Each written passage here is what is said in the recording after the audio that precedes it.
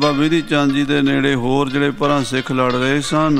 ਹਨੇਰਾ ਪੈ ਗਿਆ, ਰਹਿ ਰਾਸਤੇ ਪਾਠ ਤੋਂ ਬਾਅਦ ਦਾ ਸਮਾਂ ਹੋ ਗਿਆ ਤੇ ਤੁਰਕਾਂ ਤੇ ਬੜਾ ਭਾਰੀ ਹੱਲਾ ਕੀਤਾ ਹੈ। ਘਮਸਾਣ ਦਾ ਜੰਗ ਸ਼ੁਰੂ ਕਰ ਦਿੱਤਾ ਸਿੱਖਾਂ ਨੇ। ਚੌਪਈ ਇੱਕ ਦਿਸ਼ ਤੇ ਜਿਉਂ ਬਾੜਨ ਲਾਗੇ, ਇੱਕ ਪਾਸਿਓਂ ਜਿਉਂ ਬਾੜ ਧਰੀ ਆ ਜਿਉਂ ਮਾਰਨ ਲੱਗੇ ਹਨ। ਤਮ ਮਹਿ ਤੁਰਕ ਤਰਾਸ ਕਰ ਭਾਗੇ, ਪਰ ਕਹਿੰਦੇ ਡਰ ਕੇ ਤੁਰਕ ਮੈਦਾਨੇ ਜੰਗ ਚੋਂ ਭੱਜਣ ਲੱਗੇ ਸਿੱਖਾਂ ਦੇ ਅੱਗੇ ਅੱਗੇ। ਜਿਨ ਕੇ ਰਣ ਮਹਿ ਤਰੰਗ ਮਰੇ ਹੈ, ਜਿਨ੍ਹਾਂ ਦੇ ਘੋੜੇ ਮਰ ਗਏ ਨੇ ਜੰਗ ਦੇ ਵਿੱਚ, ਪੈਦਲ ਹੀ ਦੌੜੇ ਜਾਂਦੇ ਨੇ। ਇਤ ਉਤ ਬਿਥਰੇ ਜਾਏ ਦੁਰੇ ਹੈ, ਇੱਧਰ ਉੱਧਰ ਲੁਕਦੇ ਫਿਰਦੇ ਨੇ, ਆਪਣੀਆਂ ਜਾਨਾਂ ਬਚਾਉਂਦੇ ਨੇ ਹੁਣ ਤੁਰਕ। ਅਰਤ ਜਾਤ ਕੋ ਭਾਗਤ ਜਾਤ, ਕਈ ਸੂਰਮੇ ਵੀ ਹਨ ਜਿਹੜੇ ਲੜਾਈ ਕਰਦੇ ਨੇ, ਸਿੱਖਾਂ ਦਾ ਮੁਕਾਬਲਾ ਕਰਦੇ ਨੇ, ਤੇ ਕੋਈ ਭੱਜੇ ਜਾਂਦੇ ਨੇ। ਪੀਛੇ ਸਿੱਖ ਖੜਗ ਕਰ ਕਹਾਤ, ਤੇ ਪਿੱਛੋਂ ਸਿੱਖ ਤੇਗਾਂ ਨਾਲ ਵੱਢੀ ਜਾਂਦੇ ਨੇ। ਜਾਤ ਪਿਛਾਰੀ ਕਾਟਤ ਜਬੈ, ਜਦੋਂ ਇਸ ਤਰ੍ਹਾਂ ਸਿੱਖਾਂ ਨੇ ਪਿੱਛੋਂ ਪੈ ਕੇ ਵਾਢ ਕਾਟ ਸ਼ੁਰੂ ਕਰ ਦਿੱਤੀ ਹੈ, ਗੁਰੂ ਦੁਹਾਈ ਬੋਲੇ ਤਬੈ, ਤਾਂ ਅਖੀਰ ਤੁਰਕਾਂ ਨੇ ਫਿਰ ਗੁਰੂ ਦੀ ਦੁਹਾਈ ਦੇਤੀ। ਕਹਿੰਦੇ ਗੁਰੂ ਦੀ ਦੁਹਾਈ ਹੈ, ਗੁਰੂ ਦਾ ਵਾਸਤਾ ਸਾਨੂੰ ਨਾ ਮਾਰੋ। ਸੁਨਤ ਸਿੱਖ ਪਿੱਛੇ ਹਟ ਆਏ, ਬਸ ਸਤਿਗੁਰਾਂ ਦਾ ਨਾਂ ਦੀ ਦੁਹਾਈ ਸੁਣ ਕੇ ਸਿੱਖਾਂ ਨੇ ਉੱਥੇ ਹੀ ਆਪਣੇ ਸ਼ਸਤਰ ਰੋਕ ਲਏ। ਜਦੋਂ ਕੋਈ ਗੁਰੂ ਦਾ ਵਾਸਤਾ ਪਾਉਂਦਾ ਨਾ, ਉੱਥੇ ਬਸ ਸਿੱਖ ਫਿਰ ਆਪਣਾ ਵਾਰ ਨਹੀਂ ਕਰਦੇ। ਗੁਰੂ ਕੇ ਸਿੱਖਾਂ ਨੇ ਸਤਿਗੁਰੂ ਮਹਾਰਾਜ ਦੇ ਨਾਂ ਦੀ ਦੁਹਾਈ ਸੁਣੀ, ਪਿੱਛੇ ਨੂੰ ਮੁੜ ਪਏ ਹਨ। ਨਹਿ ਮਾਰਨ ਹਿਤ ਹੱਥ ਉਠਾਏ, ਮੁੜ ਕੇ ਫਿਰ ਸਿੱਖਾਂ ਨੇ ਤਲਵਾਰ ਨਹੀਂ ਚੁੱਕੀ ਮਾਰਨ ਲਈ ਵੈਰੀ ਨੂੰ। ਜਹ ਸਤਿਗੁਰ ਡੇਰੋ ਨਿਜ ਡਾਰਾ, ਜਿੱਥੇ ਮਹਾਰਾਜ ਬੈਠੇ ਸਨ ਛੇਵੇਂ ਪਾਤਸ਼ਾਹ ਜੀ, ਤਜੇ ਦਾਸ ਤਹਿ ਰਾਖ ਸੁਧਾਰਾ। ਉਹ ਪਿੱਛੇ ਡੇਰੇ ਦੇ ਵਿੱਚ ਜਿੱਥੇ ਗੁਰੂ ਸਾਹਿਬ ਦਾ ਡੇਰਾ ਸੀ, ਉੱਥੇ ਕੁਝ ਸੇਵਾਦਾਰ ਮਹਾਰਾਜ ਛੱਡ ਆਏ ਸਨ। ਤਿਨਹੁ ਵਿਚਾਰ ਕੀਨ ਮਨ ਮਾਹੀ, ਉਹਨਾਂ ਸਿੱਖਾਂ ਨੇ ਮਨ 'ਚ ਵਿਚਾਰ ਕੀਤੀ ਡੇਰੇ ਵਾਲਿਆਂ ਨੇ, ਤਿਮਰ ਭਇਓ ਗੁਰ ਆਗਮ ਨਾਹੀ। ਕਹਿੰਦੇ ਹਨੇਰਾ ਪੈ ਗਿਆ ਤੇ ਗੁਰੂ ਮਹਾਰਾਜ ਅਜੇ ਤੱਕ ਵਾਪਸ ਨਹੀਂ ਪਰਤੇ। ਸੰਧਿਆ ਪਰੀ ਜਾਨ ਤਿਸ ਕਾਲਾ, ਔਰ ਰਹਿ ਰਾਸ ਦਾ ਪਾਠ ਵੀ ਟਾਈਮ ਵੀ ਲੰਘ ਚੱਲਿਆ ਹੈ। ਦਵੈ ਮਸ਼ਾਲ ਚੀ ਜਾਰ ਮਸਾਲਾ, ਡੇਰੇ ਵਾਲਿਆਂ ਨੇ 2 ਮਸਾਲਚੀਆਂ ਨੂੰ ਮਸਾਲਾਂ ਬਾਲ ਕੇ ਦਿੱਤੀਆਂ ਹਨ। ਤੂਰਨ ਹੀਰਨ ਕੀ ਦਿਸ਼ ਆਏ, ਉਹ ਸਿੱਖ ਉਹ ਮਸਾਲਾਂ ਬਾਲ ਕੇ ਜੰਗ ਦੇ ਮੈਦਾਨ 'ਚ ਗੁਰੂ ਜੀ ਨੂੰ ਲੱਭਣ ਆ ਗਏ ਹਨ। ਖੋਜਨ ਲੱਗੇ ਨਹੀਂ ਗੁਰ ਪਾਏ, ਬੜਾ ਵੱਡਾ ਮੈਦਾਨ ਸੀ ਜੰਗ ਦਾ, ਮੀਲਾਂ ਵਿੱਚ ਲੜਾਈ ਹੁੰਦੀ ਹੈ, ਕਿਉਂਕਿ 14,000 15,000 ਫੌਜ ਤੁਰਕਾਂ ਦੀ ਸੀ ਤੇ ਗੁਰੂ ਕੇ ਸਿੱਖ ਵੀ ਕਾਫੀ ਸਨ। ਇਸ ਕਰਕੇ ਲੜਾਈ ਦੇ ਮੈਦਾਨ ਦਾ ਘੇਰਾ ਵੱਡਾ ਸੀਗਾ ਤੇ ਉਸ ਲੰਮੇ ਚੌੜੇ ਘੇਰੇ 'ਚ ਗੁਰੂ ਸਾਹਿਬ ਨੂੰ ਲੱਭਣਾ ਸੌਖਾ ਕੰਮ ਨਹੀਂ ਸੀ। ਮੀਲਾਂ ਦੇ ਵਿੱਚ ਲੜਾਈ ਹੋਈ, ਸਿੱਖ ਵਿਚਾਰੇ ਮਸਾਲਾਂ ਲੈ ਕੇ ਲੱਭਦੇ ਫਿਰਦੇ ਹਨ। ਬਿਧੀ ਚੰਦ ਜੁਗ ਦੇਖ ਮਿਸਾਲ, ਬਾਬਾ ਬਿਧੀ ਚੰਦ ਜੀ ਉਧਰੋਂ ਜੰਗ ਤੋਂ ਪਿੱਛੇ ਪਰਤ ਰਹੇ ਨੇ। ਬਾਬਾ ਜੀ ਨੇ ਵੇਖਿਆ ਵੀ 2 ਮਸਾਲਚੀ ਆਏ, ਮਸਾਲਾਂ ਬਾਲ ਕੇ ਕੁਝ ਲੱਭ ਰਹੇ ਨੇ। ਹੈ ਤਵਾਏ ਆਏ ਤਤਕਾਲ, ਬਾਬਾ ਬਿਧੀ ਚੰਦ ਜੀ ਆਪਣਾ ਘੋੜਾ ਦੜਾ ਕੇ ਉਹਨਾਂ ਮਸਾਲਚੀਆਂ ਦੇ ਕੋਲ ਆ ਗਏ ਨੇ। ਗੁਰਸੁਧ ਬੂਝਤ ਆਪ ਸਮਾਹੀ, ਤੇ ਮਸਾਲਚੀਆਂ ਨੂੰ ਸਿੱਖਾਂ ਨੇ ਇੱਕ ਦੂਜੀ ਨੂੰ ਪੁੱਛਿਆ ਹੈ। ਸਕਲ ਕਹਿਤ ਦੇਖੇ ਹਮ ਨਾਹੀ, ਬਾਬਾ ਬਿਧੀ ਚੰਦ ਜੀ ਨੇ ਸਿੱਖਾਂ ਨੂੰ ਪੁੱਛਿਆ, ਸਿੱਖਾਂ ਨੇ ਬਾਬਾ ਬਿਧੀ ਚੰਦ ਜੀ ਨੂੰ ਪੁੱਛਿਆ। ਚਿੰਤਾ ਅਧਿਕ ਸਭਨ ਕੇ ਹੋਈ, ਪਰ ਸਾਰੇ ਕਹਿੰਦੇ ਅਸੀਂ ਦੇਖੇ ਨਹੀਂ ਕਿੱਥੇ ਨੇ ਗੁਰੂ ਜੀ। ਬਾਬਾ ਬਿਧੀ ਚੰਦ ਜੀ ਵੀ ਕਹਿੰਦੇ ਮੈਂ ਵੀ ਮਹਾਰਾਜ ਦੇ ਦਰਸ਼ਨ ਨਹੀਂ ਕੀਤੇ, ਤੇ ਸਿੱਖ ਵੀ ਕਹਿੰਦੇ ਵੀ ਮਹਾਰਾਜ ਦੇ ਦਰਸ਼ਨ ਹੋ ਨਹੀਂ ਰਹੇ।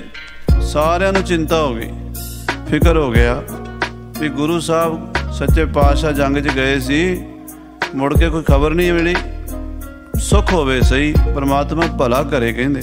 ਹਾਂਜੀ, ਖੋਜਨ ਲੱਗੇ ਖੇਤ ਸਭ ਕੋਈ, ਮੈਦਾਨੇ ਜੰਗ ਵਿੱਚ ਗੁਰੂ ਕੇ ਸਿੱਖ ਬੜੇ ਫਿਕਰ ਦੇ ਨਾਲ ਮਹਾਰਾਜ ਨੂੰ ਲੱਭਦੇ ਫਿਰਦੇ ਹਨ। ਇਤ ਉਤ ਮਹਿ ਵਿਚਰਤ ਅਸਵਾਰ, ਫਟਾਫਟ ਘੋੜ ਸਵਾਰ ਸਿੱਖ ਇੱਧਰ ਉੱਧਰ ਲੱਭਦੇ ਫਿਰਦੇ ਹਨ। ਕਹਾਂ ਗੁਰੂ ਜੀ ਕਰਤ ਪੁਕਾਰ, ਕਹਿੰਦੇ ਗੁਰੂ ਜੀ ਕਿੱਥੇ ਹਨ? ਗੁਰੂ ਜੀ, ਗੁਰੂ ਜੀ, ਗੁਰੂ ਜੀ, ਏਦਾਂ ਆਵਾਜ਼ਾਂ ਮਾਰਦੇ ਨੇ, ਮਹਾਰਾਜ ਦਾ ਨਾਮ ਲੈ ਕੇ ਸੱਚੇ ਪਾਤਸ਼ਾਹ ਜੀ ਨੂੰ ਬੁਲਾਉਂਦੇ ਨੇ। ਸਭ ਕੈ ਮਨ ਸੰਦੇਹ ਵਧੇਰਾ, ਸਾਰਿਆਂ ਦੇ ਮਨ ਵਿੱਚ ਬੜਾ ਭਾਰੀ ਸੰਦੇਹ ਸੰਸਾ ਹੋ ਗਿਆ। ਇਹ ਜੰਗ ਦਾ ਸਮਾਂ ਹੈ ਤੇ ਗੁਰੂ ਸਾਹਿਬ ਜੀ ਮਹਾਰਾਜ ਜੰਗ 'ਚ ਗਏ ਨੇ, ਕੋਈ ਸ਼ਸਤਰ ਨਾ ਲੱਗ ਗਿਆ ਹੋਵੇ, ਕੋਈ ਘਟਨਾ ਨਾ ਘਟ ਗਈ ਹੋਵੇ। ਸਾਰਿਆਂ ਦੇ ਮਨ ਵਿੱਚ ਸੰਸਾ ਪੈ ਗਿਆ। ਗੁਰੂ ਨਹੀਂ ਹੇਰੇ ਇਸ ਬੇੜਾ, ਮਹਾਰਾਜ ਦੇ ਦਰਸ਼ਨ ਨਹੀਂ ਹੋ ਰਹੇ। ਮਹਾਰਾਜ ਜੰਗ 'ਚ ਗਏ ਸੀ ਤੇ ਮਹਾਰਾਜ ਵਾਪਸ ਵੀ ਨਹੀਂ ਆਏ, ਤੇ ਮਹਾਰਾਜ ਦਿਸਦੇ ਵੀ ਨਹੀਂ ਪਏ ਕਿਤੇ ਬੈਠੇ ਹੋਏ। ਖੋਜਤ ਪਰੀ ਲੋਥ ਸਮੁਦਾਏ, ਲਾਸ਼ਾਂ ਦੇ ਢੇਰ ਲੱਗੇ ਪਏ, ਲਾਸ਼ਾਂ ਖਿਲ ਰਹੀਆਂ, ਮੀਲਾਂ ਵਿੱਚ ਲਾਸ਼ਾਂ ਖਿਲ ਰਹੀਆਂ, ਲੋਥਾਂ ਖਿਲ ਰਹੀਆਂ ਹੋਈਆਂ। ਉਹਨਾਂ ਦੇ ਵਿੱਚ ਵੀ ਸਿੱਖ ਵਿਚਾਰੇ ਲੱਭਦੇ ਫਿਰਦੇ ਹਨ। ਪਸਰਿਓ ਸ਼ਰੋਣਤ ਪੱਗ ਫਿਲਸਾਏ, ਤੇ ਖੂਨ ਬਹੁਤ ਜ਼ਿਆਦਾ ਡੁੱਲਿਆ ਹੋਇਆ ਤੇ ਧਰਤੀ ਤੇ ਪੈਰ ਫਿਸਲਦੇ ਨੇ ਲਹੂ ਦੇ ਉੱਤੇ। ਦਾਰੁਣ ਜੰਗ ਭੂਮਿਕਾ ਪਹਾਰੀ, ਜੰਗ ਦੀ ਧਰਤੀ ਜਿਹੜੀ ਹੈ ਨਾ, ਉਹ ਬੜੀ ਭਿਆਨਕ ਹੁੰਦੀ ਹੈ, ਉਹ ਦੇਖੀ ਨਹੀਂ ਜਾਂਦੀ। ਮਾੜੇ ਦਿਲ ਵਾਲਾ ਨਹੀਂ ਉੱਥੇ ਖੜ ਸਕਦਾ, ਨਹੀਂ ਜਾ ਸਕਦਾ। ਥਾਂ ਥਾਂ ਤੇ ਵੱਡੇ ਟੁੱਕੇ ਬੰਦੇ ਮਰੇ ਪਏ ਹੁੰਦੇ। ਕਈਆਂ ਦੀਆਂ ਅੱਖਾਂ ਖੁੱਲੀਆਂ ਰਹਿ ਗਈਆਂ ਹੁੰਦੀਆਂ, ਕਿਸੇ ਦਾ ਸਿਰ ਵੱਢਿਆ ਹੁੰਦਾ, ਕਿਸੇ ਦੀ ਲੱਤ ਵੱਢੀ ਹੁੰਦੀ, ਕਿਸੇ ਦੇ ਪੇਟ 'ਚੋਂ ਆਂਦਰਾਂ ਬਾਹਰ ਨਿਕਲੀਆਂ ਹੁੰਦੀਆਂ। ਤੇ ਇੰਨਾ ਡਰਾਉਣਾ ਸੀਨ, ਇੰਨੀਆਂ ਲਾਸ਼ਾਂ, ਉਹ ਦੇਖ ਕੇ ਮਾੜੇ ਬੰਦੇ ਦਾ ਤੇ ਉਂਝ ਹੀ ਹਾਰਟ ਫੇਲ ਹੋ ਜਾਵੇ। ਪਰ ਗੁਰੂ ਸਾਹਿਬ ਦੇ ਸਿੱਖ ਗੁਰੂ ਸਾਹਿਬ ਨੂੰ ਲੱਭਦੇ ਫਿਰਦੇ ਹਨ ਉਹਨਾਂ ਲਾਸ਼ਾਂ ਵਿੱਚ। ਮਰੇ ਪਰੇ ਭਟ ਹਈਨ ਹਜ਼ਾਰੀ, ਹਜ਼ਾਰਾਂ ਘੋੜੇ ਤੇ ਹਜ਼ਾਰਾਂ ਯੋਧੇ ਮਰੇ ਪਏ ਨੇ। ਰਲੇ ਮਲੇ ਸਿੱਖ ਤੁਰਕ ਕਨੇਰੇ, ਵਿੱਚ ਹੀ ਸਿੱਖ ਪਏ ਨੇ, ਵਿੱਚ ਹੀ ਤੁਰਕ ਪਏ, ਰਲੇ ਮਿਲੇ ਪਏ ਨੇ। ਕਿਤੇ ਇੱਕ ਸਿੱਖ ਪਿਆ, ਉਹਦੇ ਨਾਲ 4-5 ਤੁਰਕ ਪਏ ਨੇ, ਕਿਤੇ 10-20 ਤੁਰਕ ਪਏ ਨੇ, ਵਿੱਚ ਸਿੱਖ ਪਿਆ ਹੈ। ਇੱਦਾਂ ਲਾਸ਼ਾਂ ਦੇ ਸਿੱਖਾਂ ਦੀਆਂ ਤੁਰਕਾਂ ਦੀਆਂ ਰਲੀਆਂ ਮਿਲੀਆਂ ਖਿੰਡੀਆਂ ਹੋਈਆਂ ਨੇ, ਮੈਦਾਨੇ ਜੰਗ ਵਿੱਚ ਖਿਲਰੀਆਂ ਪਈਆਂ ਨੇ। ਇਤ ਉਤ ਵਿਚਰਤ ਭੇ ਸਭ ਹੇਰੇ, ਇੱਧਰ ਉੱਧਰ ਉਹਨਾਂ ਲਾਸ਼ਾਂ ਦੇ ਵਿੱਚ ਨਾਲੇ ਸਿੱਖ ਆਵਾਜ਼ਾਂ ਦਿੰਦੇ ਗੁਰੂ ਜੀ ਗੁਰੂ ਜੀ, ਤੇ ਨਾਲੇ ਲੱਭਦੇ ਹਨ। ਕਰਹਿ ਮਸਾਲਨ ਕੇਰ ਪ੍ਰਕਾਸ਼, ਔਰ ਮਸਾਲਾਂ ਬਾਲ ਕੇ ਰੋਸ਼ਨੀ ਕਰ ਕਰਕੇ ਦੇਖਦੇ ਵੀ ਸਤਿਗੁਰੂ ਪਾਤਸ਼ਾਹ ਦਾ ਪਤਾ ਲੱਗ ਜਾਵੇ। ਇਸ ਵਿਦ ਗਏ ਗੁਰੂ ਕੇ ਪਾਸ, ਇੱਦਾਂ ਲੱਭਦੇ ਲੱਭਦੇ ਮਸਾਲ ਜੀ ਉੱਥੇ ਪਹੁੰਚ ਗਏ ਜਿੱਥੇ ਅਬਦੁਲ ਖਾਂ, ਰਤਨ ਚੰਦ ਤੇ ਕਰਮ ਚੰਦ ਦੀਆਂ ਲਾਸ਼ਾਂ ਪਈਆਂ ਨੇ। ਤੇ ਉਹਨਾਂ ਲਾਸ਼ਾਂ ਦੇ ਕੋਲ ਮਹਾਰਾਜ 6ਵੇਂ ਪਾਤਸ਼ਾਹ ਜੀ ਬੈਠੇ ਹੋਏ ਨੇ। ਅਬਦੁਲ ਖਾਨ ਮਾਰ ਢਿਗ ਥਿਰੇ, ਅਬਦੁਲ ਖਾਨ ਨੂੰ ਮਾਰ ਕੇ, ਰਤਨ ਚੰਦ ਨੂੰ ਮਾਰ ਕੇ, ਕਰਮ ਚੰਦ ਨੂੰ ਮਾਰ ਕੇ ਸੱਚੇ ਪਾਤਸ਼ਾਹ ਜੀ ਕੋਲ ਬੈਠੇ ਨੇ ਲਾਸ਼ਾਂ ਦੇ। ਨਿਕਟ ਅਪਰ ਮਾਰੇ ਬਹੁ ਪਰੇ, ਹੋਰ ਵੀ ਬੜੀਆਂ ਲਾਸ਼ਾਂ ਆਲੇ ਦੁਆਲੇ ਖਿਲਰੀਆਂ ਪਈਆਂ, ਮਰੇ ਪਏ ਨੇ, ਘੋੜੇ ਮਰੇ ਪਏ ਨੇ, ਜਵਾਨ ਮਰੇ ਪਏ ਨੇ। ਸੰਗਰ ਕਹੇ ਘਨੇ ਲਗ ਕੋਰੇ, ਕਹਿੰਦੇ ਮੈਦਾਨੇ ਜੰਗ ਦੇ ਵਿੱਚ ਵੈਰੀ ਬਹੁਤ ਮਾਰੇ ਹਨ। ਸੋ ਪੀ ਮਰਿਓ ਖੇਤ ਰਣ ਕੋਰੇ, ਤੇ ਸਾਧ ਸੰਗਤ ਜੀ ਅਬਦੁਲ ਖਾਂ ਵੀ ਮਰਿਆ ਪਿਆ ਹੈ, ਕਰਮ ਚੰਦ ਚੰਦੂ ਦਾ ਪੁੱਤਰ ਮਰਿਆ ਪਿਆ ਹੈ, ਤੇ ਰਤਨ ਚੰਦ ਉਹ ਭਗਵਾਨ ਦਾਸ ਘੇਰੜ ਦਾ ਪੁੱਤਰ ਜਿਹੜਾ ਇਹ ਸਾਰੀ ਲੜਾਈ ਦਾ ਮੁੱਢ ਬਣਿਆ ਸੀ, ਉਹ ਵੀ ਮਰਿਆ ਪਿਆ ਹੈ। ਫਿਰ ਇਕਾਕੀ ਵੀਰ ਬਿਸਾਲਾ, ਕਹਿੰਦੇ ਮਹਾਰਾਜ ਮਹਾਬਲੀ ਜੋਧੇ ਵੀਰ ਬਿਸਾਲਾ, ਦਾਲ ਭੰਜਨ ਗੁਰ ਸੂਰਮਾ ਬੜ ਜੋਧਾ ਬਹੁ ਪਰਉਪਕਾਰੀ ਅਬਦੁਲ ਖਾਂ ਦੀ ਲਾਸ਼ ਦੇ ਕੋਲ ਬੈਠੇ ਹਨ। ਕਰੇ ਬਲੋਕਨ ਗੁਰ ਜਿਸ ਕਾਲਾ, ਸਿੱਖਾਂ ਨੇ ਮਸਾਲਾਂ ਬਾਲੀਆਂ ਵੇਖਦੇ ਵੇਖਦੇ ਉੱਥੇ ਪਹੁੰਚ ਗਏ ਜਿੱਥੇ ਮਹਾਰਾਜ ਧਰਤੀ ਤੇ ਹੀ ਭੁੰਜਾਂ ਹੀ ਜ਼ਮੀਨ ਤੇ ਬੈਠੇ ਸਨ 6ਵੇਂ ਪਾਤਸ਼ਾਹ ਜੀ। ਭਏ ਪ੍ਰਫੁੱਲਿਤ ਪਾਇਨ ਪਰੇ, ਮਹਾਰਾਜ ਨੂੰ ਵੇਖ ਕੇ ਸਿੱਖਾਂ ਦੀਆਂ ਅੱਖਾਂ ਖਿੜ ਗਈਆਂ। ਮਹਾਰਾਜ ਸਹੀ ਸਲਾਮਤ ਉੱਦਾਂ ਹੀ ਬੈਠੇ ਆ ਤੇ ਵਿੱਚ ਆਲੇ ਦੁਆਲੇ ਲਾਸ਼ਾਂ ਪਈਆਂ ਨੇ। ਵੇਖ ਕੇ ਸਾਰੇ ਸਿੱਖਾਂ ਨੇ ਚਰਨਾਂ ਤੇ ਮੱਥਾ ਟੇਕਿਆ। ਹੇਰ ਹੇਰ ਸਭ ਧੀਰਜ ਧਰੇ, ਵੇਖ ਵੇਖ ਕੇ ਸਾਰਿਆਂ ਨੂੰ ਹੌਸਲਾ ਹੋਇਆ, ਧੀਰਜ ਹੋਇਆ ਵੀ ਮਹਾਰਾਜ ਸੱਚੇ ਪਾਤਸ਼ਾਹ ਸਹੀ ਸਲਾਮਤ ਹਨ। ਵਿਧੀ ਚੰਦ ਕਰ ਜੋਰ ਬਖਾਨਾ, ਬਾਬਾ ਵਿਧੀ ਚੰਦ ਸਾਹਿਬ ਜੀ ਨੇ ਹੱਥ ਜੋੜ ਕੇ ਸੱਚੇ ਪਾਤਸ਼ਾਹ ਨੂੰ ਬੇਨਤੀ ਕੀਤੀ। ਕਿਮ ਥਿਰ ਰਹੇ ਪ੍ਰਭੂ ਰਣ ਥਾਨਾ, ਇਹ ਗਰੀਬ ਨਵਾਜ ਸੱਚੇ ਪਾਤਸ਼ਾਹ ਜੀ ਇਹ ਕਿਵੇਂ ਮੈਦਾਨੇ ਜੰਗ 'ਚ ਬੈਠੇ ਹੋ? ਧਰਤੀ ਤੇ ਹੀ ਆਸਣ ਲਾ ਲਏ ਨੇ, ਆਲੇ ਦੁਆਲੇ ਲਾਸ਼ਾਂ ਪਈਆਂ ਨੇ ਤੇ ਵਿੱਚ ਆਪ ਜੀ ਖੂਨ ਦੇ ਵਿੱਚ ਬੈਠੇ ਹੋ। ਹਾਂਜੀ, ਦਾਸ ਨਾ ਪਾਸ ਇਕਾਕੀ ਅਹੋ, ਮਹਾਰਾਜ ਕੋਈ ਸੇਵਾਦਾਰ ਵੀ ਨਾਲ ਕੋਈ ਨਹੀਂ, ਕੋਈ ਗੜਵਈ ਵੀ ਕੋਈ ਨਹੀਂ, ਇਕੱਲੇ ਹੀ ਬੈਠੇ ਹੋ ਸਤਿਗੁਰੂ ਜੀ। ਕਹੋ ਪ੍ਰਭੂ ਅਬ ਕਿਆ ਚਿਤ ਚਾਹੋ, ਹੁਣ ਮਹਾਰਾਜ ਕੀ ਹੁਕਮ ਹੈ, ਕੀ ਚਾਹੁੰਦੇ ਹੋ? ਹੁਕਮ ਕਰੋ ਸੱਚੇ ਪਾਤਸ਼ਾਹ ਜੀ। ਸੁਨ ਸ਼੍ਰੀ ਹਰਗੋਬਿੰਦ ਉਚਾਰਾ, ਬਾਬਾ ਵਿਧੀ ਚੰਦ ਜੀ ਦੇ ਬਚਨ ਸੁਣ ਕੇ ਮਹਾਰਾਜ 6ਵੇਂ ਪਾਤਸ਼ਾਹ ਬਚਨ ਕੀਤਾ। ਜੋ ਚਿਤ ਚਾਹੇ ਕਰਨ ਹਮਕਾਰਾ, ਭਾਈ ਵਿਧੀ ਚੰਦ ਜੀ ਜੋ ਅਸੀਂ ਕਰਨਾ ਚਾਹੁੰਦੇ ਆ ਸੋ ਪੁਨਸਾਰ ਭਏ ਤੇ ਹੋਏ, ਉਹ ਸਵੇਰੇ ਹੀ ਹੋਣਾ। ਹੁਣ ਰਾਤ ਪੈ ਗਈ, ਹੁਣ ਨਹੀਂ ਕੁਝ ਹੋ ਸਕਦਾ। ਹੁਣ ਤੇ ਆਪਣੇ ਆਪਣੇ ਆਸਣਾਂ ਤੇ ਚੱਲੀਏ, ਕੋਈ ਜਲ ਪਾਣੀ ਛਕੀਏ, ਆਰਾਮ ਕਰੀਏ।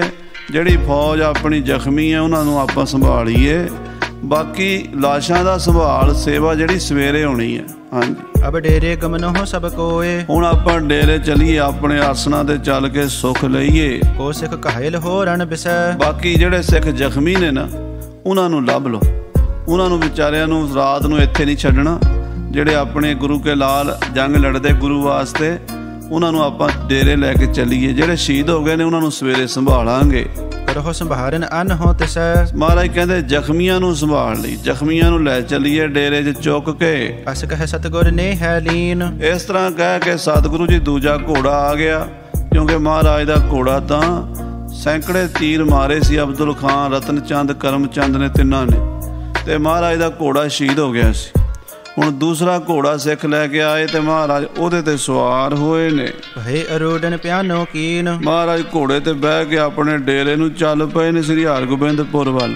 ਨਿਜ ਡੇਰੇ ਕੋ ਚੱਲ ਕਰ ਆਏ, ਮਹਾਰਾਜ ਆਪਣੇ ਡੇਰੇ 'ਚ ਆ ਗਏ ਨੇ। ਵਿਧੀਏ ਘਾਇਲ ਸਿੱਖ ਉਠਵਾਏ, ਬਾਬਾ ਵਿਧੀ ਚੰਦ ਜੀ ਪਿੱਛੇ ਰਹਿ ਗਏ।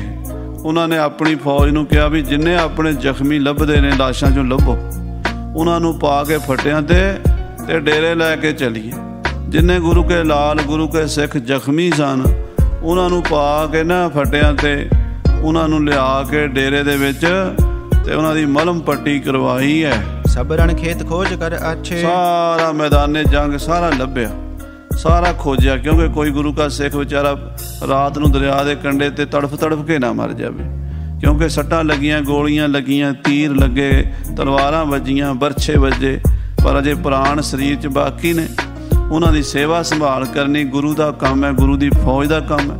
ਬਾਬਾ ਬਿਧੀ ਚੰਦ ਸਾਹਿਬ ਜੀ ਖੜੇ ਰਹੇ ਜਿੰਨਾ ਚਿਰ ਸਾਰੇ ਜ਼ਖਮੀ ਨਹੀਂ ਆਏ, ਬਾਬਾ ਜੀ ਨਹੀਂ ਡੇਰੇ ਆਏ। ਹਾਂਜੀ, ਸਨੈ ਸਨੈ ਆਵਤ ਪਹ ਪਾਛੇ, ਬਾਬਾ ਬਿਧੀ ਚੰਦ ਜੀ ਸਾਰੇ ਜ਼ਖਮੀਆਂ ਨੂੰ ਉਠਾ ਕੇ ਜਦੋਂ ਲੈ ਆਏ, ਹੌਲੇ ਹੌਲੇ ਸਭ ਤੋਂ ਬਾਅਦ ਡੇਰੇ 'ਚ ਆਏ ਹਨ। ਆਏ ਸਿਵਰ ਮਹਿ ਆਨੰਦ ਵਧਾਏ, ਡੇਰੇ 'ਚ ਆ ਕੇ ਜਿੱਤ ਦੇ ਜੈਕਾਰੇ ਗਜਾਏ ਨੇ, ਦੁੰਦਬ ਫਤਿਹ ਕੇਰ ਬਜਵਾਏ, ਔਰ ਫਤਿਹ ਦਾ ਨਗਾਰਾ ਵੱਜਿਆ ਤਾਂ ਕਿ ਡੇਰੇ ਵਾਲਿਆਂ ਨੂੰ ਵੀ ਪਤਾ ਲੱਗ ਜੇ ਵੀ ਗੁਰੂ ਸਾਹਿਬ ਸੱਚੇ ਪਾਤਸ਼ਾਹ ਜੀ ਜੰਗ ਜਿੱਤ ਕੇ ਆਏ ਹਨ। ਸਭ ਕੀ ਕਰੀ ਸੰਭਾਰਨ ਡੇਰੇ, ਸਾਰੇ ਡੇਰੇ ਦੀ ਸੰਭਾਲ ਕੀਤੀ ਹੈ। ਲੰਗਰ ਪਾਣੀ ਪਿੱਛੇ ਲਾਂਗਰੀਆਂ ਨੇ ਤਿਆਰ ਕੀਤਾ ਸੀ। ਜਿਹੜੀ ਫੌਜ ਜੰਗ ਜਿੱਤ ਕੇ ਆਈ ਉਹਨਾਂ ਨੂੰ ਗੱਫਾ ਪ੍ਰਸ਼ਾਦਾ ਛਕਾਇਆ ਹੈ। ਖਾਨ ਪਾਨ ਕੋ ਦੀਨ ਕਨੇਰੇ, ਸਾਰਿਆਂ ਨੂੰ ਖਾਣ ਪਾਣ ਦਿੱਤਾ ਹੈ। ਜ਼ਖਮੀਆਂ ਨੂੰ ਗਰਮ ਦੁੱਧ ਪਿਆਇਆ। ਉਸ ਵੇਲੇ ਜਿਹੜੀਆਂ ਦਵਾਈਆਂ ਹੁੰਦੀਆਂ ਸੀ ਉਹ ਦੇ ਕੇ ਤੇ ਆਰਾਮ ਕਰਾਇਆ ਹੈ। ਪਹੇ ਨਿਚਿੰਤ ਸ਼ਤਰੁਘਨ ਮਾਰੇ, ਵੈਰੀਆਂ ਨੂੰ ਮਾਰ ਕੇ ਹੁਣ ਨਿਸ਼ਚਿੰਤ ਹੋ ਗਏ ਨੇ, ਬੇਫਿਕਰ ਹੋ ਗਏ ਨੇ। ਸੁਪਤ ਜਥਾ ਸੁਖ ਭੇ ਤਬ ਸਾਰੇ, ਔਰ ਸਾਰਿਆਂ ਨੇ ਸੁੱਖ ਨਾਲ ਰਾਤ ਸੌਂ ਕੇ ਗੁਜ਼ਾਰੀ ਹੈ। ਪਾਛਲ ਨਿਸਾ ਉਠੇ ਗੁਣ ਖਾਨੀ, ਅੰਮ੍ਰਿਤ ਵੇਲੇ ਸਤਿਗੁਰਾਂ ਦਾ ਨੇਮ ਸੀਗਾ ਸਵਾ ਪਹਿਰ ਰਾਤ ਰਹਿੰਦੀ ਉੱਠਣਾ। 2-2:30 ਵਜੇ ਮਹਾਰਾਜ ਉੱਠ ਪੈਂਦੇ, ਭਾਵੇਂ ਕੋਈ ਸਮਾਂ ਹੋਵੇ, ਗਰਮੀ ਹੋਵੇ, ਸਰਦੀ ਹੋਵੇ, ਅੰਮ੍ਰਿਤ ਵੇਲੇ ਦੀ ਸੰਭਾਲ ਜ਼ਰੂਰੀ ਸੀ। ਭਾਵੇਂ ਸਾਰਾ ਦਿਨ ਜੰਗ ਲੜਿਆ ਸੀ, ਥੱਕੇ ਵੀ ਸਨ, ਪਰ ਅੰਮ੍ਰਿਤ ਵੇਲੇ ਸਤਿਗੁਰੂ ਜੀ ਉੱਠ ਪਏ ਹਨ। ਨਿਤ ਕੀ ਸੋਚ ਸਕਲ ਤਬ ਠਾਨੀ, ਅੰਮ੍ਰਿਤ ਵੇਲੇ ਦੀ ਜਿਹੜੀ ਕਿਰਿਆ ਹੈ ਸਾਰੀ ਕੀਤੀ ਹੈ। ਕਰ ਮੱਜਨ ਸੁਖ ਧਿਆਨ ਲਗਾਇਓ, ਇਸ਼ਨਾਨ ਕਰਕੇ ਪਾਤਸ਼ਾਹ ਆਪਣੇ ਧਿਆਨ ਵਿੱਚ ਮਗਨ ਹੋ ਗਏ ਨੇ। ਅੰਤਰਮੁਖੀ ਬਿਰਤੀ ਕਰਕੇ ਨਿਜ ਸਰੂਪ ਵਿੱਚ ਸੁਰਤੀ ਜੋੜ ਲਈ ਹੈ। ਪ੍ਰਾਚੀ ਦੇਸ਼ ਪ੍ਰਕਾਸ਼ ਹੋਏ ਆਇਓ, ਔਰ ਇਸ ਤਰ੍ਹਾਂ ਗੁਰਬਾਣੀ ਪੜ੍ਹਨ ਵਾਲਿਆਂ ਨੇ ਗੁਰਬਾਣੀ ਪੜ੍ਹੀ, ਕੀਰਤਨ ਕਰਨ ਵਾਲਿਆਂ ਨੇ ਕੀਰਤਨ, ਜਿਹੜੇ ਅੰਮ੍ਰਿਤ ਵੇਲੇ ਉੱਠ ਕੇ ਆਪਣੇ ਘੋੜਿਆਂ ਦੀ ਸੇਵਾ ਕਰਦੇ, ਪੱਠੇ ਪੁੱਠੇ ਪਾਣੇ, ਉਹ ਵੀ ਸਿੱਖਾਂ ਨੇ ਆਪੋ ਆਪਣੀ ਡਿਊਟੀ ਸਾਰੀ ਕੀਤੀ। ਤੇ ਸੂਰਜ ਦਾ ਪ੍ਰਕਾਸ਼ ਧਰਤੀ ਤੇ ਪਿਆ। ਪੂਰਬ ਵਾਲੇ ਪਾਸਿਓਂ ਸੂਰਜ ਦੀਆਂ ਕਿਰਨਾਂ ਧਰਤੀ ਤੇ ਪਈਆਂ ਹਨ। ਸਭਨ ਇਸ਼ਨਾਨ ਕੀਨ ਜਿਸ ਕਾਲ, ਸਾਰੀ ਫੌਜ ਨੇ ਵਾਰੀ-ਵਾਰੀ ਇਸ਼ਨਾਨ ਕਰ ਲਏ, ਆਪਣੇ ਆਪਣੇ ਸਥਾਨਾਂ ਤੇ ਤਿਆਰ ਹੋ ਗਏ। ਭਏ ਅਰੂੜਨ ਗੁਰੂ ਕਿਰਪਾਲ, ਤੇ ਮਹਾਰਾਜ ਦਿਨ ਚੜ੍ਹਦੇ ਤੱਕ ਫਿਰ ਘੋੜੇ ਤੇ ਸਵਾਰ ਹੋ ਗਏ। ਫਿਰ ਆਪਣਾ ਘੋੜਾ ਮੰਗਾਇਆ ਦੂਸਰਾ ਤੇ ਉੱਤੇ ਸਵਾਰ ਹੋ ਕੇ ਚੱਲ ਪਏ ਹਨ। ਬਿਧੀ ਚੰਦ ਕੋ ਲੈ ਕਰ ਸੰਗ, ਮਹਾਰਾਜ ਬਾਬਾ ਬਿਧੀ ਚੰਦ ਜੀ ਨੂੰ ਨਾਲ ਲੈ ਕੇ ਚੱਲੇ ਹਨ। ਦੇਖੀ ਜਾਏ ਭੂਮਿਕਾ ਜੰਗ, ਜੰਗ ਦੀ ਭੂਮੀ ਦੇਖੀ ਹੈ ਜਿੱਥੇ ਹਜ਼ਾਰਾਂ ਲਾਸ਼ਾਂ ਖਿਲਰੀਆਂ ਪਈਆਂ ਹਨ। ਤੁਰਕ ਸਹਸਰ ਚਤੁਰਦਸ ਮਰੇ, 14,000 ਤੁਰਕ ਮਰਿਆ। 15,000 ਆਏ ਸੀ, 14,000 ਮਾਰ ਦਿੱਤਾ। ਰਾਤ 14,000 ਲਾਸ਼ਾਂ ਖਿਲਾਰ ਕੇ ਗਏ ਨੇ।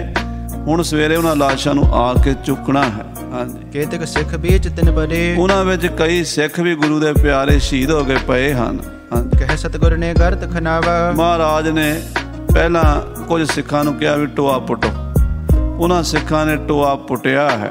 ਅਬਦੁਲ ਖਾਨ ਉਠਾਏ ਪਵਾਵਾ, ਫੌਜ ਦਾ ਜਰਨੈਲ ਅਬਦੁਲ ਖਾਨ ਸੂਬੇਦਾਰ ਜਲੰਧਰ, ਭਾਵੇਂ ਦੁਸ਼ਮਣ ਹੈ ਪਰ ਗੁਰੂ ਸਾਹਿਬ ਦੁਸ਼ਮਣ ਦਾ ਵੀ ਸਤਿਕਾਰ ਕਰਦੇ ਹੈ।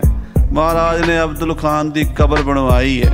ਹਾਂਜੀ, ਉਹਨੇ ਤੇ ਸਕੇਸੁਤ ਖੋਜ ਉਠਾਏ, ਉਹਦੇ ਪੁੱਤਰਾਂ ਦੀ ਲਾਸ਼ਾਂ, ਨਬੀ ਬਖਸ਼, ਕਰੀਮ ਬਖਸ਼, ਇੱਕ 22 ਸਾਲਾਂ ਦਾ ਸੀ, ਇੱਕ 20 ਸਾਲਾਂ ਦਾ ਸੀ। ਇਹ ਨਬੀ ਬਖਸ਼ ਤੇ ਕਰੀਮ ਬਖਸ਼ ਇਹ ਬਾਬਾ ਬਿਧੀ ਚੰਦ ਜੀ ਦੇ ਨਾਲ ਜੰਗ ਕਰਦੇ ਮਾਰੇ ਗਏ ਸਨ। ਤੇ ਉਹਨਾਂ ਨੂੰ ਵੀ ਲਿਆ ਕੇ ਦੋਵਾਂ ਮੁੰਡਿਆਂ ਨੂੰ ਪਿਓ ਦੇ ਨਾਲ ਦਫਨਾ ਦਿੱਤਾ ਹੈ। ਤਿਸੀ ਗਰਤ ਮਹਿ ਆਨ ਸੋ ਪਾਏ, ਉਸੇ ਟੋਏ 'ਚ ਪਾ ਦਿੱਤਾ ਜਿਹਦੇ 'ਚ ਪਿਓ ਨੂੰ ਪਾਇਆ ਹੈ। ਪੁਨ ਪੰਚਹੋਂ ਸਰਦਾਰ ਅਨਾਏ, ਫਿਰ ਉਹਦੇ 5 ਹੀ ਸਰਦਾਰ ਜਿਹੜੇ ਵੱਡੇ ਸੈਨਾਪਤੀ ਮਰੇ ਸੀ ਉਹ ਵੀ ਮੰਗਾ ਲਏ ਨੇ। ਪਾਏ ਗਰਤ ਮਹਿ ਸਬਟ ਦਫਨਾਈ, ਉਹਨਾਂ ਨੂੰ ਪਾ ਕੇ ਟੋਏ 'ਚ ਦਫਨਾ ਦਿੱਤਾ। ਉੱਤੇ ਮਿੱਟੀ ਪਾ ਦਿੱਤੀ ਹੈ। ਉਪਰ ਰਚਿਓ ਦਮਦਮਾ ਤੁੰਗ, ਉੱਤੇ ਇੱਕ ਦਮਦਮਾ ਥੜਾ ਬਣਾਇਆ ਹੈ ਸਤਿਗੁਰਾਂ ਨੇ। ਤਿਸ ਪਰ ਬੈਠੇ ਗੁਰ ਅਰ ਭੰਗ, ਤੇ ਉਹਦੇ ਉੱਤੇ ਬੈਠ ਕੇ ਛੇਵੇਂ ਪਾਤਸ਼ਾਹ ਮਹਾਰਾਜ ਮਹਾਬਲੀ ਸਤਿਗੁਰੂ ਹਰਗੋਬਿੰਦ ਸਾਹਿਬ ਜੀ ਬਿਧੀ ਚੰਦ ਸੋ ਕਹਿ ਮੁਸਕਾਵਤ, ਤੇ ਬਾਬੇ ਬਿਧੀ ਚੰਦ ਨੂੰ ਹੱਸ ਕੇ ਵਚਨ ਕਰਦੇ ਨੇ ਪਾਤਸ਼ਾਹ, ਜਿਸ ਵਿਦਿਆ ਕੋ ਸਦਾ ਕਮਾਵਤ। ਦੇਖ ਬਿਧੀ ਚੰਦ, ਲੋਕ ਕਹਿੰਦੇ ਸੀ ਗੁਰੂ ਸਾਰਾ ਦਿਨ ਹੀ ਸ਼ਸਤਰ ਵਿਦਿਆ ਕਰਦਾ ਰਹਿੰਦਾ, ਰੋਜ਼ ਤੀਰ ਚਲਾਉਂਦਾ, ਰੋਜ਼ ਗੋਲੀਆਂ ਚਲਾਉਂਦਾ, ਰੋਜ਼ ਸ਼ਿਕਾਰ ਖੇਡਦਾ। ਆ ਸਾਡੀ ਵਿਦਿਆ ਕੰਮ ਆਈ ਕਿ ਨਹੀਂ ਆਈ? ਬਿਧੀ ਚੰਦ ਨਾਲ ਮਹਾਰਾਜ ਬਚਨ ਕਰ ਰਹੇ, ਕਹਿੰਦੇ ਜਿਹੜੀ ਵਿਦਿਆ ਆਪਾਂ ਰੋਜ਼ ਅਭਿਆਸ ਕਰਦੇ ਸੀ, ਜੇ ਆਪਾਂ ਨਾ ਕੀਤਾ ਹੁੰਦਾ ਤੇ ਆਪਾਂ ਨੂੰ ਦੱਬ ਲੈਣਾ ਸੀ ਇਹਨਾਂ ਨੇ। ਤੇ ਸ਼ਸਤਰ ਵਿਦਿਆ ਕੰਮ ਆਉਂਦੀ ਹੈ ਕਹਿੰਦੇ। ਹਾਂਜੀ, ਸੋ ਅਬ ਆਈ ਕਾਮ ਹਮਾਰੇ। ਹਾਂ ਦੇਖ, ਜਿਹੜੀ ਆਪਾਂ ਰੋਜ਼ ਸ਼ਸਤਰ ਵਿਦਿਆ ਕਰਦੇ ਸੀ ਬਿਧੀ ਚੰਦ, ਸਾਡੇ ਕੰਮ ਆਈ ਹੈ। ਤੇ ਜੇ ਆਪਾਂ ਸ਼ਸਤਰ ਵਿਦਿਆ ਸਿੱਖੀ ਨਾ ਹੁੰਦੀ, ਕਰੀ ਨਾ ਹੁੰਦੀ ਪ੍ਰੈਕਟਿਸ, ਤੇ ਇਹਨਾਂ ਤੁਰਕਾਂ ਨੇ ਸਾਨੂੰ ਅੱਗੇ ਲਾ ਲੈਣਾ ਸੀ ਕਹਿੰਦੇ। ਹਾਂਜੀ, ਪਰੇ ਰਿਪੁਨ ਗਨ ਕੋ ਰਣ ਮਾਰੇ। ਬਿਧੀ ਚੰਦ ਸ਼ਸਤਰ ਵਿਦਿਆ ਜ਼ਰੂਰੀ ਹੈ ਕਹਿੰਦੇ। ਸ਼ਸਤਰ ਵਿਦਿਆ ਦੇ ਨਾਲ ਆਪਣਾ ਬਚਾਅ ਹੁੰਦਾ ਤੇ ਦੁਸ਼ਮਣ ਦਾ ਨਾਸ ਹੁੰਦਾ। ਹਾਂਜੀ, ਅਬਦੁਲ ਖਾਨ ਅਰਿਓ ਬਹੁਲ ਰਿਓ। ਮਾਰੇ ਕਹਿੰਦੇ ਬਿਧੀ ਚੰਦ ਤੂੰ ਤਾਂ ਦੂਰ ਸੀ, ਅਬਦੁਲ ਖਾਨ ਨੇ ਕਸਰ ਕੋਈ ਨਹੀਂ ਛੱਡੀ ਸਾਨੂੰ ਮਾਰਨ ਦੀ, ਉਹ ਬੜਾ ਅੜਿਆ ਸਾਡੇ ਨਾਲ। ਹਾਂਜੀ, ਖੜਗ ਜੰਗ ਕੋ ਕਰ ਕਰ ਮਰਿਓ। ਉਹ ਸਾਡੇ ਨਾਲ ਢਾਲ ਤਲਵਾਰ ਦਾ ਜੰਗ ਕਰਦਾ ਮਰਿਆ ਹੈ। ਕਨੇ ਕਹਾਏ ਕਾਹਲੇ ਅਰ ਖਾਏ। ਉਹਨੇ ਬੜੇ ਸੱਟਾਂ ਮਾਰੀਆਂ ਸਾਨੂੰ ਤੇ ਅਸੀਂ ਵੀ ਉਹਨੂੰ ਮਾਰੀਆਂ। ਉਹਨੇ ਵਾਰ ਬੜੇ ਕੀਤੇ ਪਰ ਉਹਦਾ ਵਾਰ ਸਾਨੂੰ ਲੱਗਿਆ ਕੋਈ ਨਹੀਂ। ਦੋਨੋਂ ਖਤਰੀ ਮਾਰ ਗਿਰਾਏ। ਕਰਮ ਚੰਦ ਤੇ ਰਤਨ ਚੰਦ, ਇਹ ਦੋਵੇਂ ਇਹਨਾਂ ਨੇ ਵੀ ਕੋਈ ਕਸਰ ਨਹੀਂ ਛੱਡੀ ਸਾਨੂੰ ਮਾਰਨ ਦੀ। ਪਰ ਅਕਾਲ ਪੁਰਖ ਨੇ ਸਾਡਾ ਵਾਲ ਵਿੰਗਾ ਨਹੀਂ ਹੋਣ ਦਿੱਤਾ ਤੇ ਸਾਡੇ ਹੱਥੋਂ ਦੋਵੇਂ ਹੀ ਮਾਰੇ ਗਏ ਨੇ। ਪਿਤ ਪਲਟਾ ਚਾਹਤ ਨਿਤ ਰਹੇ। ਇਹ ਆਪਣੇ ਪਿਓ ਦਾ ਬਦਲਾ ਲੈਣਾ ਚਾਹੁੰਦਾ ਸੀ, ਚੰਦੂ ਦਾ ਪੁੱਤਰ ਕਰਮ ਚੰਦ ਤੇ ਘੇਰੜ ਦਾ ਪੁੱਤਰ ਰਤਨ ਚੰਦ। ਅਬ ਸਭ ਹੀ ਪੂਰੇ ਕਰ ਦਹੇ। ਹੁਣ ਇਹ ਸਾਰੇ ਆਪਣਾ ਇਹਨਾਂ ਦੇ ਸ਼ੌਂਕ ਪੂਰੇ ਹੋ ਗਏ, ਭਾਵੇਂ ਮਰ ਗਏ, ਖਤਮ ਹੋ ਗਈ, ਇਹਨਾਂ ਦੀ ਕੁੱਲ ਨਾਸ ਹੋ ਗਈ ਹੈ। ਸੰਗਰ ਘੋਰ ਘਨੋ ਕਮਸਾਨ। ਆ ਮਹਾਰਾਜ ਸੱਚੇ ਪਾਤਸ਼ਾਹ ਕਹਿੰਦੇ ਬੜਾ ਵੱਡਾ ਜੰਗ ਹੋਇਆ ਕੱਲ ਤਾਂ ਬਈ।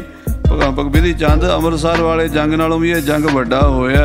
ਤੁਰਕ ਹਜ਼ਾਰਨ ਕੋ ਅਵਸਾਨ। ਹਜ਼ਾਰਾਂ ਤੁਰਕਾਂ ਨੂੰ ਬੜਾ ਮਾਣ ਸੀ ਆਪਣੇ ਆਪ ਤੇ, ਪਰ ਸਾਰਿਆਂ ਦਾ ਹੰਕਾਰ ਗੁਰੂ ਨੇ ਤੋੜ ਦਿੱਤਾ ਹੈ। ਸੁਨ ਸਾਦਰ ਬਿਧੀਏ ਤਬ ਕਹਿਓ। ਸਤਿਗੁਰਾਂ ਦੇ ਬਚਨ ਸੁਣ ਕੇ ਹੱਥ ਜੋੜ ਕੇ ਬਾਬਾ ਬਿਧੀ ਚੰਦ ਜੀ ਕਹਿਣ ਲੱਗੇ, ਜਿਨ੍ਹਾਂ ਪ੍ਰਤਾਪ ਨਾ ਰਾਵਰ ਲਹਿਓ। ਸੱਚੇ ਪਾਤਸ਼ਾਹ, ਜਿਨ੍ਹਾਂ ਮੂਰਖਾਂ ਨੇ ਆਪ ਦੀ ਮਹਿਮਾ ਨਹੀਂ ਜਾਣੀ, ਸੋ ਮਤ ਮੰਦ ਹਾਨ ਹੀ ਪਾਵੈ। ਉਹਨਾਂ ਦਾ ਇਹੀ ਹਾਲ ਹੋਣਾ, ਉਹਨਾਂ ਨੂੰ ਹਾਰ ਹੀ ਹੋਣੀ ਹੈ, ਉਹਨਾਂ ਦੀ ਹਾਨੀ ਹੋਣੀ ਹੈ। ਜਿਹੜੇ ਗੁਰੂ ਨੂੰ ਨਹੀਂ ਸਮਝ ਸਕਦੇ, ਜਿਹੜੇ ਗੁਰੂ ਦੀ ਮਹਿਮਾ ਨਹੀਂ ਜਾਣ ਸਕਦੇ, ਅਖੀਰ ਇਹੀ ਹਾਲਤ ਹੁੰਦਾ ਉਹਨਾਂ ਦਾ। ਹਾਂਜੀ, ਤੁਮ ਤੇ ਕਵਨ ਜੀਵ ਤੋ ਜਾਵੈ। ਮਹਾਰਾਜ ਤੁਹਾਡੇ ਤੋਂ ਕਿਹੜਾ ਜਿਉਂਦਾ ਜਾਏਗਾ ਬਚ ਕੇ। ਹਾਂਜੀ, ਤੀਨ ਲੋਕ ਮੈਂ ਬਲੀ ਨਾ ਕੋਈ। ਤਿੰਨਾਂ ਲੋਕਾਂ ਵਿੱਚ ਤੁਹਾਡੇ ਵਰਗਾ ਬਲੀ ਕੋਈ ਨਹੀਂ। ਪਾਤਸ਼ਾਹ ਪਰਮੇਸ਼ਰ ਰੂਪ ਹੋ ਤੁਸੀਂ। ਹਾਂਜੀ, ਰਹਿ ਆਪ ਕੇ ਸਨਮੁਖ ਹੋਈ। ਕਿਹੜਾ ਸੂਰਮਾ ਜਿਹੜਾ ਆਪ ਦੇ ਸਾਹਮਣੇ ਅੜੇਗਾ। ਤੁਰਕ ਬਾਪਰੇ ਕਹਾਂ ਅਗਾੜੀ। ਇਹ ਤੁਰਕ ਵਿਚਾਰੇ ਤਾਂ ਕੀ ਚੀਜ਼ ਹਨ। ਸਮਤਾ ਚਹਤ ਮਰੇ ਰਣਹਾਰੀ। ਆਪ ਦੀ ਬਰਾਬਰੀ ਕਰਨੀ ਚਾਹੁੰਦੇ ਸੀ, ਮਾਰ ਖਾ ਕੇ ਗਏ, ਮਰ ਗਏ, ਖਤਮ ਹੋ ਗਏ। ਉਹਨੇ ਸਤਿਗੁਰ ਨੇ ਹੁਕਮ ਬਖਾਨਾ। ਫਿਰ ਮਹਾਰਾਜ ਸੱਚੇ ਪਾਤਸ਼ਾਹ ਸਿੱਖਾਂ ਨੂੰ ਹੁਕਮ ਦਿੱਤਾ, ਨਰ ਇਕੱਠੇ ਕੀ ਜਹ ਇਸ ਥਾਨਾ। ਮਹਾਰਾਜ ਕਹਿੰਦੇ ਵੀ ਬੰਦੇ ਇਕੱਠੇ ਕਰੋ, ਆਪਣੀ ਫੌਜ ਵੀ ਤੇ ਪਿੰਡਾਂ ਦੇ ਬੰਦੇ ਵੀ ਫੜ ਕੇ ਲਿਆਓ। ਹਾਂਜੀ, ਜੇ ਤੱਕ ਅਹ ਗ੍ਰਾਮ ਕੇ ਅੰਨ ਹੋ। ਹਾਂ, ਜਿੰਨੇ ਰਿਆੜਕੀ ਦੇ ਪਿੰਡ ਨੇ ਗੁਰੂ ਕੇ ਸਿੱਖਾਂ ਦੇ ਹੀ ਨੇ ਸਾਰੇ। ਸ੍ਰੀ ਹਰਗੋਬਿੰਦ ਤੋਂ ਲੈ ਕੇ ਮਹਿਤੇ ਤੱਕ, ਇਧਰ ਬਟਾਲੇ ਤੱਕ, ਸਾਰੇ ਪਿੰਡਾਂ ਦੇ ਸਿੱਖਾਂ ਨੂੰ ਬੁਲਾ ਲਿਆ। ਹਾਂਜੀ, ਸਕਲ ਮਿਹਨਤੀ ਸਾਥ ਬਖਾਨ ਹੋ। ਮਿਹਨਤੀ ਜਿਹੜੇ ਪਿੰਡਾਂ 'ਚ ਮਜ਼ਦੂਰੀ ਕਰਦੇ, ਦਿਹਾੜੀ ਲੈ ਕੇ ਕੰਮ ਕਰ, ਉਹਨਾਂ ਨੂੰ ਵੀ ਬੁਲਾ ਲਿਆ। ਹਾਂਜੀ, ਸੈਨਾ ਕੇਨਰ ਇਕੱਠੇ ਹੋਏ। ਆਪਣੀ ਫੌਜ ਦੇ ਵੀ ਸਾਰੇ ਸਿੱਖ ਇਕੱਠੇ ਹੋ ਗਏ ਤੇ ਪਿੰਡਾਂ ਦੇ ਸਿੱਖ ਵੀ ਆ ਗਏ। ਹਾਂਜੀ, ਕਰੋ ਕਾਰ ਮਿਲ ਕੇ ਸਭ ਕੋਏ। ਮਹਾਰਾਜ ਕਹਿੰਦੇ ਸਾਰੇ ਰਲ ਕੇ ਸੇਵਾ ਕਰੋ। ਹਾਂਜੀ, ਪਰੇ ਮ੍ਰਿਤਕ ਜੇ ਤੱਕ ਦਰਸਾਹੀ। ਆ ਜਿੰਨੇ ਬਈ ਸਿੱਖ ਸ਼ਹੀਦ ਹੋਏ ਨਾ, ਪਹਿਲਾਂ ਇਹਨਾਂ ਦੀਆਂ ਲਾਸ਼ਾਂ ਚੁੱਕੋ। ਹਾਂਜੀ, ਡਰ ਹੋ ਸਕਲ ਵਿਪਾਸਾ ਮਾਹੀ। ਪਹਿਲਾਂ ਸਿੱਖਾਂ ਦੀਆਂ ਲਾਸ਼ਾਂ ਬਿਆਸਾ ਜਲ 'ਚ ਪ੍ਰਵਾਹ ਕਰਨੀ, ਕਿਉਂ ਐਡੀਆਂ ਲਾਸ਼ਾਂ ਸੀ, ਸਾਧ ਸੰਗਤ ਦੀ ਸੰਸਕਾਰ ਕਰਨੇ ਔਖੇ ਸੀਗੇ, ਲੱਕੜ ਇੰਨੀ ਕਿੱਥੋਂ ਲਿਆਣੀ ਸੀ। ਮਹਾਰਾਜ ਕਹਿੰਦੇ ਪਹਿਲਾਂ ਸਿੱਖਾਂ ਨੂੰ ਜਲ ਪ੍ਰਵਾਹ ਕਰੀਏ।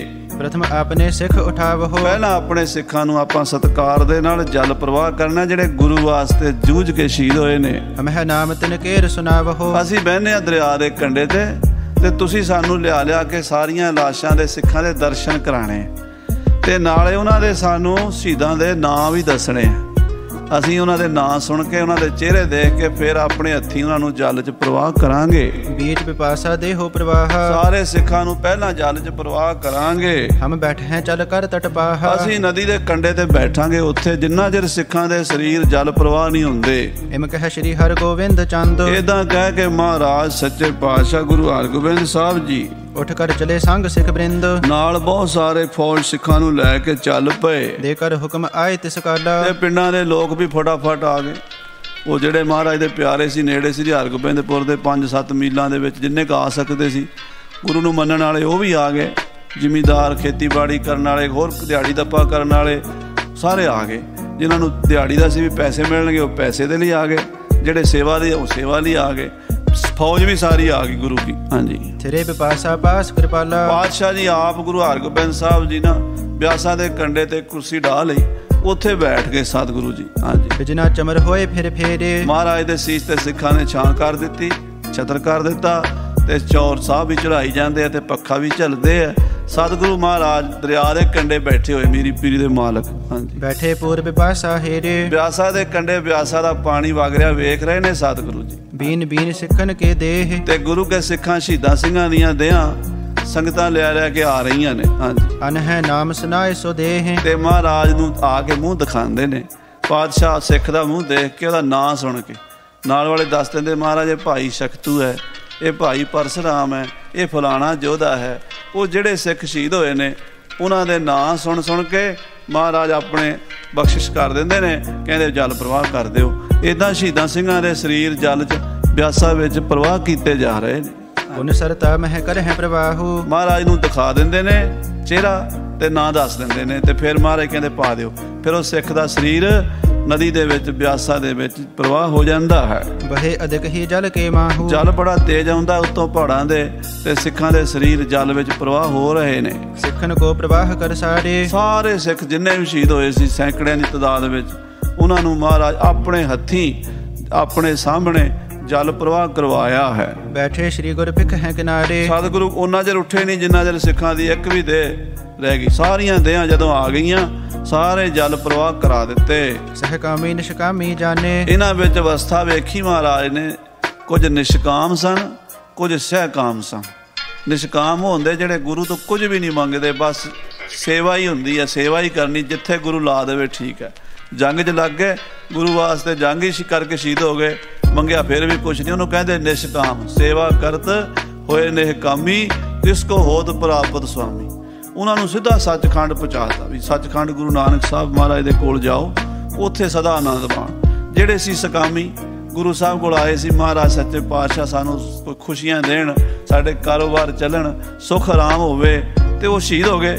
ਉਹਨਾਂ ਨੂੰ ਰਾਜ ਦਿੱਤਾ ਅਗਲੇ ਜਨਮ 'ਚ, ਰਾਜੇ ਬਣਨਗੇ, ਮੌਜਾਂ ਕਰਨਗੇ, ਸਰਦਾਰੀਆਂ ਕਰਨਗੇ। ਆ ਸਾਧ ਸੰਗਤ ਜੀ, ਆ ਜਿਹੜੇ ਆਪਾਂ ਸੁੱਖ ਭੋਗ ਰਹੇ ਆ ਨਾ, ਇਹ ਨਾ ਸਮਝਿਆ ਜੇ ਵੀ ਇਸ ਜਨਮ ਦੀ ਕਮਾਈ ਹੈ। ਇਹ ਪਤਾ ਨਹੀਂ ਗੁਰੂਆਂ ਨੇ ਕਿਹੜੀ ਕਿਰਪਾ ਸਾਡੇ ਤੇ ਕੀਤੀ ਹੋਈ ਹੈ, ਸਾਨੂੰ ਖਾਣ ਨੂੰ ਨਹੀਂ ਕਮੀ, ਪਹਿਨਣ ਨੂੰ ਨਹੀਂ ਕਮੀ, ਰਹਿਣ ਨੂੰ ਨਹੀਂ ਕਮੀ। ਅੱਜ ਜਿੰਨਾ ਸਰਦਾਰੀ ਹੈ ਨਾ ਖਾਲਸੇ ਕੋਲ ਹੈ ਪੂਰੇ ਵਰਲਡ ਦੇ ਵਿੱਚ, ਅਜੇ ਤਾਈਂ ਇੰਨੀ ਕਿਰਪਾ ਵੀ ਕੋਈ ਸਿੰਘ ਭੀਖ ਨਹੀਂ ਮੰਗਦਾ। ਇਹ ਮਹਾਰਾਜ ਗੁਰੂ ਹਰਗੋਬਿੰਦ ਸਾਹਿਬ ਰਾਜ ਦਿੱਤਾ, ਸਰਦਾਰੀਆਂ ਦਿੱਤੀਆਂ ਸਾਨੂੰ। ਸੱਚੇ ਪਾਤਸ਼ਾਹ ਦੇ ਕੋਲ ਜਿਹੜੇ ਨਿਸ਼ਕਾਮ ਸੀਗੇ ਉਹ ਮੁਕਤ ਹੋ ਗਏ, ਜਿਹੜੇ ਸਕਾਮੀ ਸੀਗੇ ਉਹਨਾਂ ਨੂੰ ਅਗਲੇ ਜਨਮ 'ਚ ਰਾਜ ਭਾਗ ਦਾ ਵਰ ਦੇ ਦਿੱਤਾ। ਹਾਂਜੀ, ਭੋਗ ਮੁਖ ਬਖਸ਼ੀ ਤਿਸ ਥਾਨੇ, ਜਿਹਨੂੰ ਮੁਕਤੀ ਚਾਹੀਦੀ ਮੁਕਤੀ ਦੇ ਦਿੱਤੀ, ਜਿਹਨੂੰ ਰਾਜ ਭਾਗ ਚਾਹੀਦਾ ਰਾਜ ਭਾਗ ਦੇਤਾ, ਜਾਓ ਅਗਲੇ ਜਨਮ ਲੈ ਕੇ ਰਾਜ ਕਰੋਗੇ। ਹਾਂਜੀ, ਸਹਿਕਾਮੀ ਕੋ ਪ੍ਰਿਥਵੀ ਰਾਜ, ਕਹਿੰਦੇ ਜਿਹੜੇ ਸਹਿਕਾਮੀ ਸਨ, ਕਾਮਨਾ ਨਾਲ ਸੇਵਾ ਕਰੇ, ਮਹਾਰਾਜ ਸੱਚੇ ਪਾਤਸ਼ਾਹ ਸੇਵਾ ਕਰਦੇ ਆ, ਸਾਡਾ ਕਾਰੋਬਾਰ ਵਧੀਆ ਹੋਵੇ, ਸਾਡੇ ਬੱਚੇ ਸੁੱਖ ਪਾਣ, ਜਾਂ ਸਾਨੂੰ ਸੁੱਖ ਮਿਲੇ, ਉਹਨਾਂ ਨੂੰ ਰਾਜ ਦਿੱਤਾ ਧਰਤੀ ਦਾ। ਬਖਸ਼ਿਓ ਸੰਗ ਹੀ ਸਕਲ ਸਮਾਜ, ਨਾਲ ਹੀ ਬਖਸ਼ੀ ਜਾਂਦੇ ਆ, ਨਾਲ ਦੀ ਨਾਲ ਹੀ ਕਿਰਪਾ ਕਰੀ ਜਾਂਦੇ ਪਾਤਸ਼ਾਹ ਬੈਠੇ ਹੋਏ। ਹਾਂਜੀ, ਨਿਸ਼ਕਾਮੀ ਕੇ ਬੰਧ ਨਿਵਾਰੇ, ਨਿਸ਼ਕਾਮੀਆਂ ਦੇ ਬੰਧਨ ਕੱਟ ਦਿੱਤੇ, ਉਹਨਾਂ ਦੇ ਜਨਮ ਮਰਨ ਹੀ ਕੱਟ ਦਿੱਤੇ, ਮੁਕਤੀ ਕਰਤੀ, ਸੱਚਖੰਡ ਹੀ ਪਹੁੰਚਾਤਾ। ਜਿਹੜੇ ਸੇਵਾ ਕਰਤ ਹੋਏ ਨੇ ਕਾਮੀ, ਤਿਸ ਕੋ ਹੋਤ ਪ੍ਰਾਪਤ, ਸੋ ਪਰਮੇਸ਼ਰ ਹੀ ਪ੍ਰਾਪਤ ਹੋ ਗਿਆ ਉਹਨਾਂ ਨੂੰ।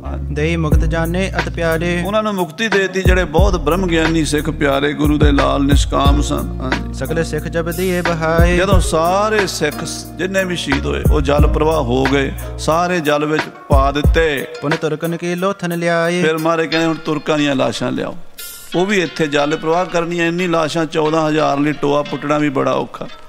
14,000 ਲਾਸ਼ ਸੀਗੀ ਤੁਰਕਾਂ ਦੀ।